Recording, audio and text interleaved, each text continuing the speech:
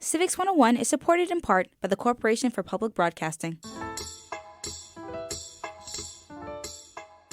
It's time for another student contest winner here at Civics 101. Last year, we had the privilege of getting to know Adia Sambaqui and her take on the Constitutional Convention. This time around, it's 3 rock stars from Villa Joseph Marie High School in Holland, Pennsylvania. Jessie Aniloff, Bruni, and Tara Czekner take us into that most hallowed of chambers, the U.S. Supreme Court, to discover how our 3 female justices have shaped the law of the land in the United States. I'm Hannah McCarthy, by the way. I'm Nick Capodice, and without further ado, we present On the Bench.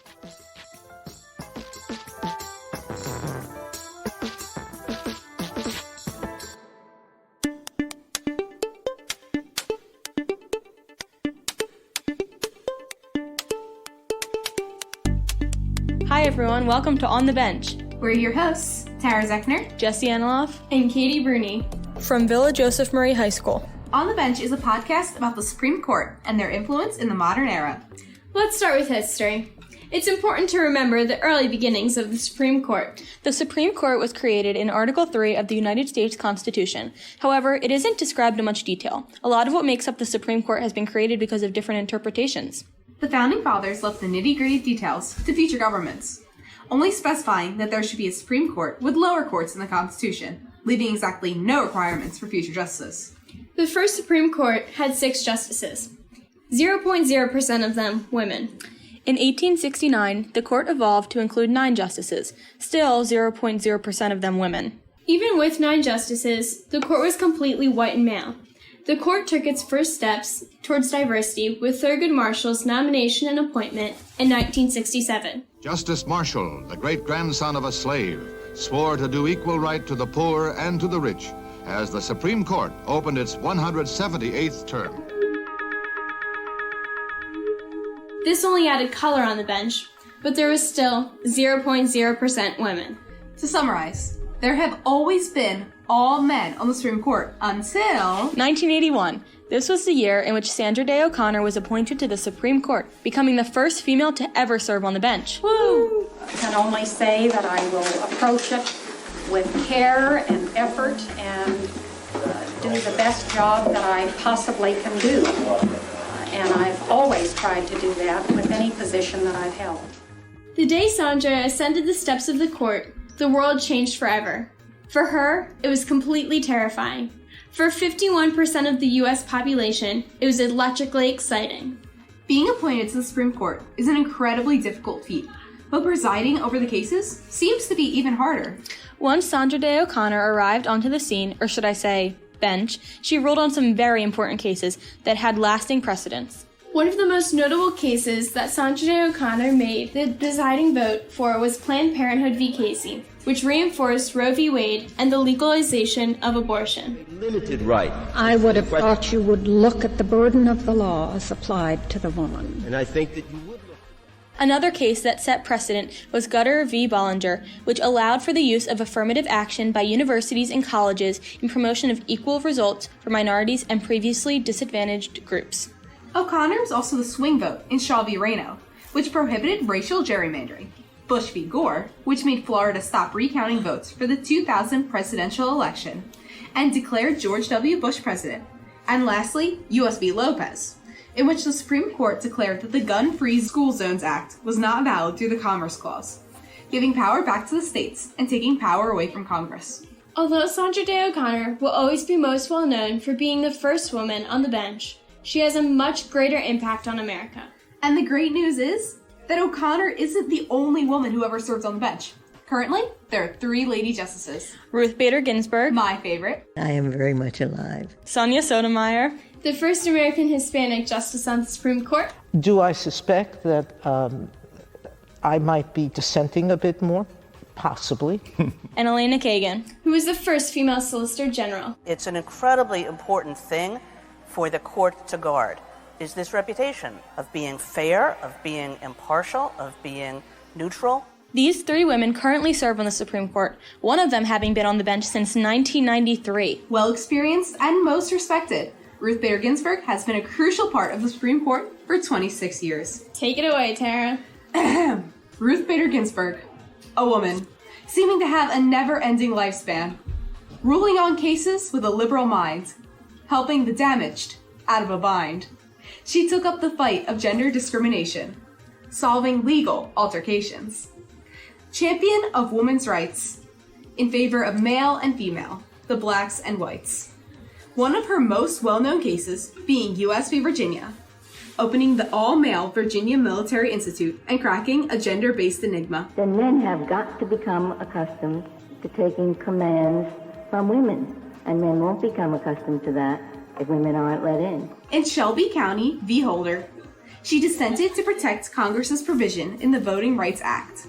Nevertheless, Ruth Bader Ginsburg evaluates every fact, so that she can make the best decision that will last. Her legacy will never die, even when she retires or is passed. And that's the summary of Ruth Bader Ginsburg and her immense effect on the court and on America. The U.S. Census Bureau projects that the non-Hispanic population's growth will slowly decrease so that by 2040, there will be a minority majority.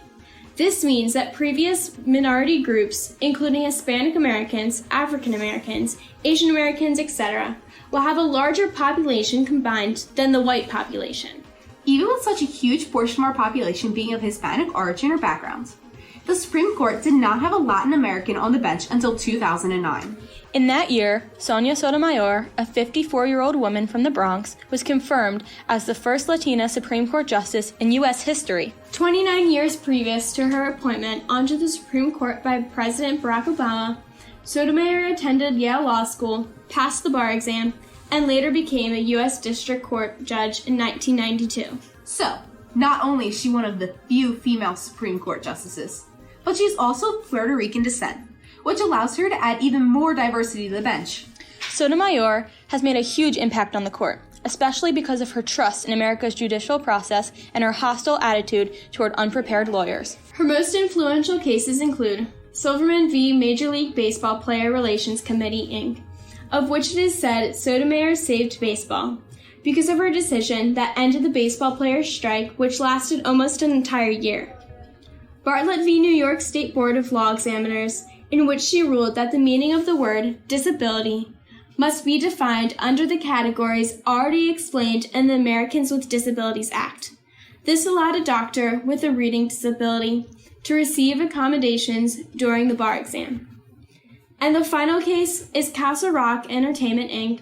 v. Carroll Publishing Group, in which she implemented the fair use doctrine in a modern setting, setting the boundaries on the idea that one can use copyrighted material without notifying the person holding the copyright. Today, Sotomayor is not only known for bringing diversity to the bench, but also for her history of dissenting, because she says that, quote, personal experiences affect the facts that judges choose to see, unquote. The last female justice for us to discuss is Elena Kagan, the most recent female Supreme Court justice appointee. Similar to Sotomayor, Elena Kagan was also born in New York City and was nominated by Barack Obama. Kagan majored in history at Princeton University and later attended Worcester College in Oxford, where she earned a degree in philosophy. Kagan's education continued on after, as she returned to the U.S. to attend Harvard Law. After graduation, she clerked for Supreme Court Justice Thurgood Marshall, which gave her important previous experience for when she would become a Supreme Court Justice herself in 2010. Before even becoming the fourth woman to serve on the Supreme Court, Elena Kagan was appointed as the first woman to serve as Solicitor General of the United States in 2009. Upon appointment to the Supreme Court, Kagan's biggest cases include Kimball v. Marvel Entertainment, because Kagan is often known as the most pop culture sensitive justice. Her opinion in this case even contains Spider-Man references. In 1990, Stephen Kimball got a patent for a toy glove that allows kids to imitate Spider-Man. King v. Verwell, which upheld the constitutionality of the Affordable Care Act, and lastly, Obergefell v. Hodges, in which she voted as a part of the majority despite her anti-same-sex marriage views previously expressed. Obergefell v. Hodges proved to be a hugely impactful case for all of America because the case overturned many states' laws against same-sex marriage and forced states to recognize same-sex marriage. It was a ruling decades in the making. a hard-fought victory for the right to marry, guaranteed in a landmark decision that emphasized equality for gays and lesbians and the full promise of liberty. At such a controversial time for the LGBT plus community, Elena Kagan played a huge part in the advancements of gay rights. In conclusion, all 4 of these phenomenal women have created a lasting legacy for themselves, not only for being the only 4 women to have ever served on the U.S. Supreme Court, but for also making decisions on cases that set precedent and for impacting American lives. The question is, why are they so well known for being women on the bench? Because there was another question answered on how men made the correct decisions for women without a female perspective on the bench. There are plenty of examples of this, with the biggest one being Roe v. Wade. Roe v. Wade had an immense effect on women throughout the entire country because it legalized abortions. Yet, not a single woman served on the bench to contribute a woman's point of view to the case. What rights, if any, does the unborn fetus have? Instead, it would be another 8 years before Sandra Day O'Connor was appointed to the bench. But the most important thing is that there are women on the bench now. Because we have had the opportunity of women serving on the bench, America as a whole has had the opportunity of representation for women. America has been able to hear a woman speak from one of the highest positions in this great nation and follow her lead. America has been able to achieve more and become even greater because of these women and this newfound perspective that was once silenced and shameful. Although we must never forget the tempestuous times of when women were not on the bench, we will not be able to forget the women that have served on the bench past and present. These 4 women have advanced all women's rights, especially American women's. These 4 women have defied all stereotypes, discrimination, and expectations. Instead, they have exceeded those who have underestimated them, and they have proved that they not only belong, but were better qualified than everyone else surrounding them. Sandra Day O'Connor, Ruth Bader Ginsburg, Sonia Sotomayor, and Elena Kagan. These 4 talented, powerful, strong, and independent women served on the bench of the Supreme Court. And they served and are still serving America well and to the best of their abilities. Diversity is needed on the Supreme Court in order to make proper decisions, and these 4 women help diversify the bench immensely. Without them, who knows in what way some cases would have been ruled. Well, the topic of these 4 amazing female justices is a great place to leave off today's podcast. Thank you all so much for listening. We hope you enjoyed. Bye. Bye.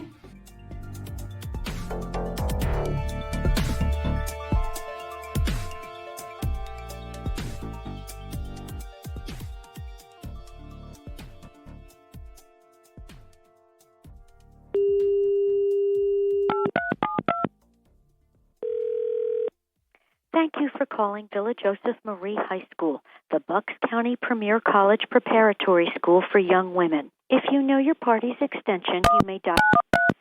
Please hold while I transfer your call. Hi, this is Jessie Aniloff from Villa Joseph Marie. We're going to put you on speaker, so if we just get disconnected, can you call us back? Of course. Okay. Okay, we're ready. Hey there. Hey, congratulations. Congrats, you guys. Thank you. Could you, one at a time, introduce yourselves? I'm Jessie Aniloff. I'm Catherine Bruni. And I'm Tara Czekner. We attend Villa Joseph Marie High School, and our teacher is Mr. Micalizzi. We're really curious, what was your inspiration for this episode? How did you guys come up with this idea? I guess it started, all 3 of us are in a class called Constitution, Crisis, and the Court. And in this class, we talked a lot about the Supreme Court and the creation of the Supreme Court, everything like that. And so, like I said in the episode, my favorite Supreme Court justice has always been Ruth Bader Ginsburg, and she really inspired an interest in law. So I've always loved the Supreme Court. And Tara and I are also in Supreme Court Club at our school, and I've really enjoyed that. It's where we debate Supreme Court cases, either past or pending cases. So I've really enjoyed that, and it's incredibly fun. Could you tell me, why is it that you feel representation is important in the Supreme Court? Well, we think that representation is important in the Supreme Court because the Supreme Court is making decisions for all of America. So if it doesn't reflect all of America, how could they make the right decision that's best for everyone? I feel that the Supreme Court needs to represent America in order to make the right decisions. Exactly. Do you feel that there's any group that currently does not have any representation that perhaps should be on the bench? Oh, for sure. Definitely, like, the first thing that comes to mind is the LGBTQ community. There's never been a gay Supreme Court justice, so I think, especially with more recent cases, that there should eventually be a gay Supreme Court justice. There's lots of different groups, like Asian Americans, Native Americans, who have never been represented on the Supreme Court. If you guys were to make another episode of On the Bench, do you have any ideas about what it would be about? Well, I would like to do, if we were going to do another one, cases where the Supreme Court's had to get involved in other branches, like U.S. v. Nixon, I think would be very cool to talk about. At this point, we're trying to decide whether what Nixon did was a constitutional overreach of power. So it's kind of the Supreme Court going beyond what they usually do and getting involved in the executive branch. Is there anything that concerns you regarding the Supreme Court that you've been reading about in the news, or where you see the future of the Supreme Court, or anything that excites you about the future of the Supreme Court?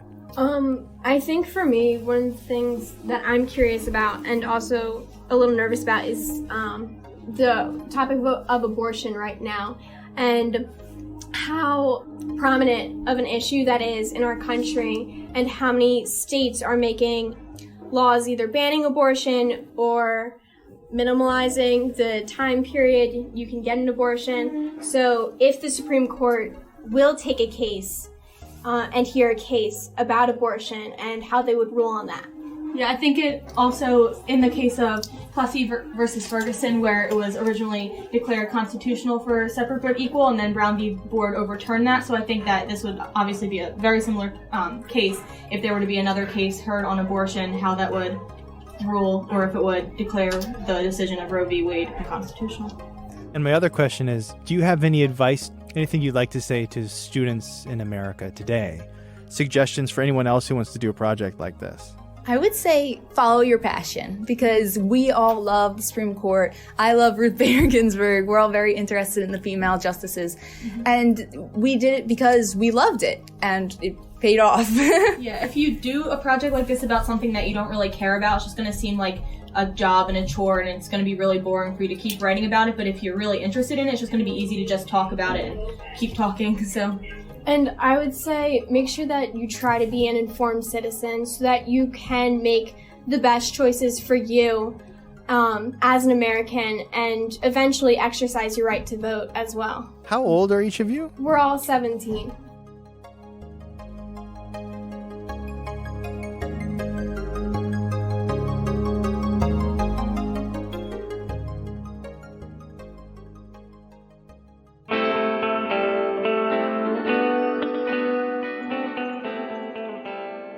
On the Bench was written and produced by Jessie Aniloff, Catherine Bruni, and Tara Czekner under the guidance of Mr. Anthony Micalizzi of Villa Joseph Marie High School for our annual student contest. Congrats to all four, and thank you to all who submitted this year. Podcast making does not have to be a once-a-year event, though. If you're a teacher or student who wants to get down with classroom podcasting, let us know. We're cooking something up here at Civics 101. Shoot us an email at civics101podcast@nhpr.org. I'm Hannah McCarthy. I'm Nick Capodice. Civics 101 is supported in part by the Corporation for Public Broadcasting and is a production of NHPR, New Hampshire Public Radio.